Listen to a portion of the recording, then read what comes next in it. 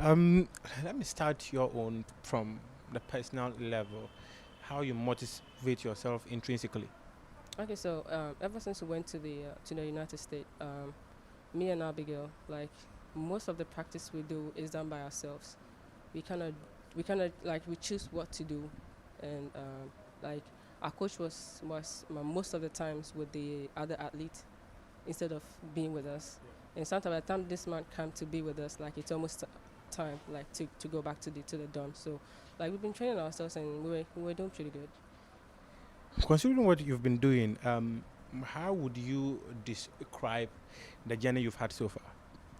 Okay, I've had a great journey because whatever that I used to do before, like it's I would say that it's made me like realize, and I now know that I can even train myself to be a better person, and whatever I was doing way before has been helping, because at some point in my new school, I started doing stuff on my own, which was helping me really good.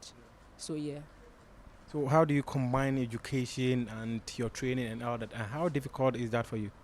Okay, so I would say it's difficult. It's not all that difficult because we have personal mentors that, if you need them, like they're always there for us, and we have time for everything that we do. So we don't always concentrate on one thing. We have time to do track, and we have time to practice. We have time to to study and stuff. So it's not really. I wouldn't say it's that difficult. Yeah. Now, let's talk about all Africa Games, Morocco 2019. Do you have any personal target that you want to achieve in these games? Okay, so I've always told my coach, like I always tell him that I just want to go far. I just want to jump 7 and more. And throughout the whole season, I don't want to be complaining, but I've had injuries along the road, and that made me rush it for like a whole year. So this whole season, I wasn't expecting really much, and wherever I got to during the end of the season, I wasn't really expecting it. So, and God being so good, like I came out great, and I'm very grateful. So, would you say that considering the period where you went dry, or should I describe it as a fallow period where, due to injuries, you never had enough time to prepare yourself and all that, does this demotivate you or motivate you to push yourself to the extra level? Okay, so I think I wasn't. It didn't really push me, and I wouldn't say. And I think okay, so the real thing is I was told to sit down for a whole year without doing nothing. But I was still training. My coach would see me get mad and ask me not to do stuff, and I still have to hide to do something because I know that I'll be transferring to a new school, to the university, which like they'll be expecting more from me. So I don't have to sit down waiting on like what they are saying because I know how I feel.